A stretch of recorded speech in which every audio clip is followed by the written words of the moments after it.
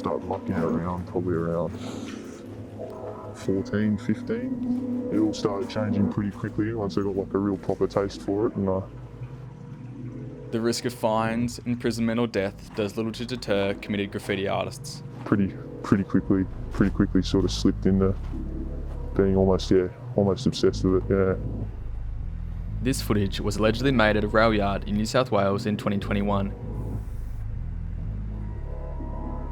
It's a bit of a surreal feeling because the whole city's asleep and it's just you or you and a matey sort of doing what you do, and yeah, I don't know, it's nice. And then on top of that, it's just watching your shit run.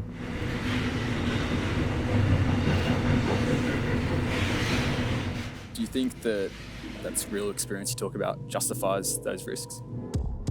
Maybe not to the average Joe Blogs, but once you get down there and you do it yourself, you can't really have an opinion. You can't really have much of an opinion on it unless you've been there and actually done it. New South Wales court records show there have been over 3,500 graffiti offences in the last decade, but it's likely the real number is higher, with some prosecuted under generic property damage offences, of which there are over 3,000 each year. Some people may use drugs or may have serious problems with alcohol, or again, problems at home, relationship issues, and it's almost, I don't know, I'd consider it more of a positive vice. In some eyes people would see it as destructive, but for me personally it's kept me on the straight and narrow. I feel like I'm a bit programmed, mate. It's hard to, I don't know, it's very hard for me to see a life where I feel relevance. I just find it hard to see a life where I wasn't doing it. It's my number one hobby. I'll put it all on the line for it. I love it.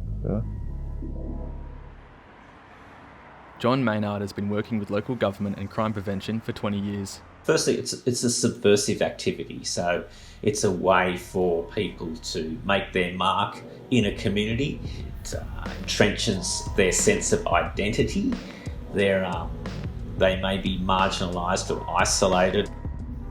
Once you start doing that, you can actually become obsessed about it and start doing it everywhere as often as possible. As the sun rises, weekly volunteer groups gather to start the clean-up. Rotary Club volunteer Roger Norman has been cleaning up graffiti in his local area for 13 years. I'm proud of where I live and I enjoy where I live, and I'd like to see it clean and tidy. Well, I often feel it's a bit of a shame doing this, because as far as this particular site's concerned, the guy's obviously got talent. He's created some good artwork here. It's just a shame it's graffiti. In other words, he hasn't bothered to get anyone's permission or make it worthwhile or of interest to the community. So that's a bit of a shame.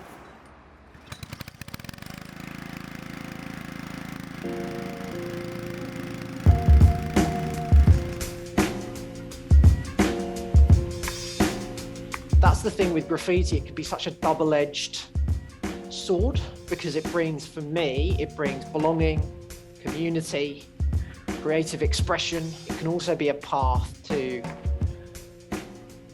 poor night's sleep, getting arrested. The graffiti scene is traditionally quite macho and tough guy or tough person. There's a lot of recreational drug use, heavy drinking. Mr. TD hosts the anonymous podcast Toy Division, where he talks all things graffiti with guests. But it's like you catch this bug or this virus and it's never going anywhere. You've got it, but at various points in your life, you can get really ill. Like you can get it where you've really got fever, that sickness is like, I've really got it, and you're going out and you're like bombing streets, you're doing trains, you're like you're risking your life and your freedom to paint things that most people in the world don't even flipping notice. Graffiti artist Tim Phibbs, who's been doing graffiti for almost 30 years, has turned graffiti into a career. So when I was younger, graph for me was more getting up to mischief, rebelling, running amok with my mates, having crazy adventures, getting chased by the cops, getting locked up, giving my mother a nervous breakdown. At that particular point, it was like uncertain. My family thought I was doomed. I was bound to get locked up, incarcerated, and my life was going to go down the gurgler. But the irony of it was that I sort of, after trying a million different jobs, I went, I want to do what I want to do, because none of them I really hit the mark, and I wanted to do what I love to do. And I turned painting into a sort of a career. Phoebes now focuses on commissioned street art, community art festivals, and painting on legal walls, but hasn't completely moved on from doing illegal graffiti. I know a lot of the general public don't really understand the concept behind graph, but to me it makes complete sense when we live in a society where we're constantly bombarded by advertisements and signs, and everybody's trying to sell you something. There's McDonald's signs and this sign, and yet why wouldn't there be a subculture that develops that's about the same thing, except it's art, it's doing individuals putting up their own signs. You know, this is not something that you can really control. It has a life of its own. And actually, to some ways, that's why I really like this subculture. Despite a downtrend in reported graffiti over the last decade, graffiti cleanup continues to cost the state an estimated $300 million annually. Chair of Graffiti Removal Day, Bob Aitken, says more needs to be done. This great country and our society has been created on freedoms. Our wars have been fought to maintain our democracy and our way of life. I don't see that people who want to apply graffiti willy-nilly have any right to do that. Since it began in 2012, the annual Graffiti Removal Day reports that it has saved the community over $10 million in cleanup fees. As far as I'm concerned, this is serious. This is getting to a stage where there's not enough control, there's not enough police action against the vandal artists. Now, if they're prepared to work with us and control their own, we're prepared to work with them and find approved sites and do all we can to get some kind of system into place where we can each do our own thing. While the main goal of the cleanup day is to remove graffiti, it appears to be encouraging some graffiti artists by creating a blank canvas on easily accessible walls. It's like Christmas, mate. You know, a lot more space, you know. And plus it almost motivates you more when there's, you know, that strong of a buff, or people don't like it. It's just like, oh yeah, f you then. We have a policy too of taking it down as soon as it's up. And that annoys them. So go back and ask him how they like when they put something up all night and then come back, it's gone next day or in a week's time. Now, if you make it where that piece or that thing will last a day, you'll just go back with a can of paint or a marker and just do a tag. It's almost like what they're trying to do, they're trying to stop tagging and graffiti, but they're actually encouraging people to do more basic tags and throw-ups. In recent years, Graffiti Removal Day has been trying to engage with graffiti artists to support their art legally. As we extend our hand, they have to extend their hand. There is always an option.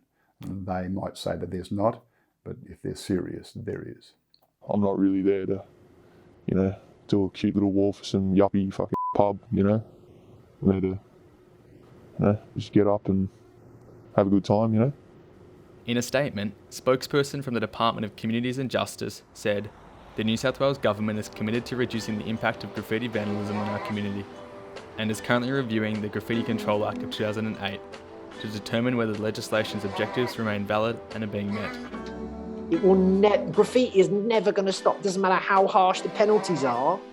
You know, people go to jail for years and they don't stop. I've got a friend who was jailed for painting trains, came out that day and went and painted a train. For some people it will be an ugly tag that should be removed quickly. For others it's just part of living in that community, that you have young people committing graffiti as they've always done for many, many years. It's just part of living there. Other people will see it as genuine art and they'll appreciate it. The menial things are most annoying. Penrith is pretty good. You can drive around Penrith, you see those little green power boxes or a power, be squiggle marks all over it. Now, if any of the artists can tell me how that's art, or how that gives them a buzz, I don't know. That's just straight out vandalism.